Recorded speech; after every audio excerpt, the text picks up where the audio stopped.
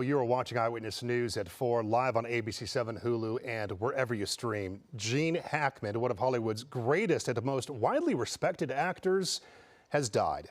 Hackman was a two-time Oscar winner, a five-time nominee, a master of drama, action, and comedy. Hackman, who was 95 years old, was found dead in his New Mexico home. The circumstances surrounding his death are puzzling.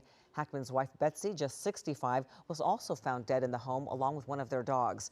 Investigators say they appear to have been dead for some time before a maintenance worker discovered the bodies.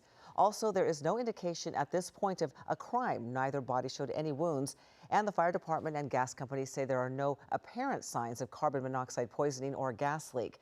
Detectives did note an open prescription bottle and scattered pills were found near the body of Hackman's wife. And he took on the roles in different genres: drama, comedy, western, action, and thriller, playing both heroes and villains and more. On this Oscar Thursday, we now head to Hollywood, where George Pinocchio has a look back at Hackman's impressive career. George. Well, thank you very much, Mark. Ellen. Gene Hackman retired from acting when he was 74 years old and went on to lead a quiet life in New Mexico, far away from that showbiz spotlight. But when he was in that spotlight, he shined in role after role, almost 100 of them, taking home his first Oscar for 1971's The French Connection. The winner is Mr. Gene Hackman. Gene Hackman took home the Oscar for his leading role as Detective Jimmy Popeye Doyle in The French Connection. All right, Popeye's here. Get your hands on your heads. Get off the bar and get on the wall. Third time was the charm for Hackman. He got his first nomination for his supporting role in 1967's Bonnie and Clyde. You shouldn't have done that, Blanche. It was a dumb thing to do. He earned a second supporting actor nomination for 1970's I Never Sang for My Father. You hated your father, and I saw what that did to you, and I did not want to hate you. I don't care what you feel about me. Well, I do. Hackman's fourth nomination came for his leading role in Mississippi Burning. And then came that second Oscar for his supporting work in the 1992 Clint Eastwood Western, Unforgiven. You just shot an unarmed man. Well, he should have harmed himself. A few hours before winning that Oscar, the man who'd chosen his roles so wisely told us this.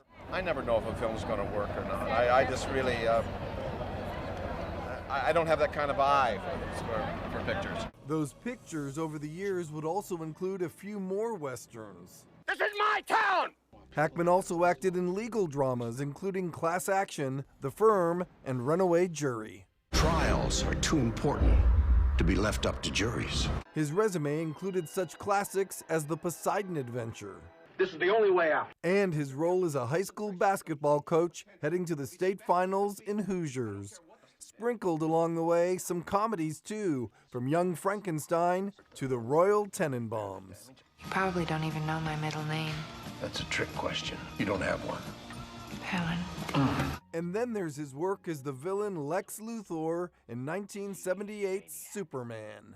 Why, it's the most brilliantly diabolical leader of our time, surrounding himself with total nincompoops. As Hackman told me in 1996, he didn't always need to play a hero. He liked a good villain, too.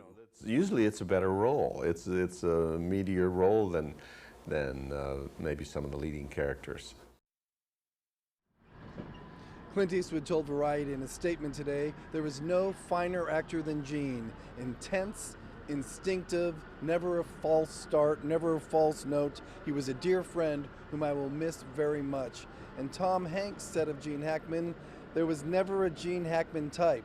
There was only Gene Hackman. Live in Hollywood, George Pinocchio, ABC 7 Eyewitness News. I think so much of us have spent the afternoon kind of remembering all of those roles, and you see those clips and it brings you back to the talent in the career for sure.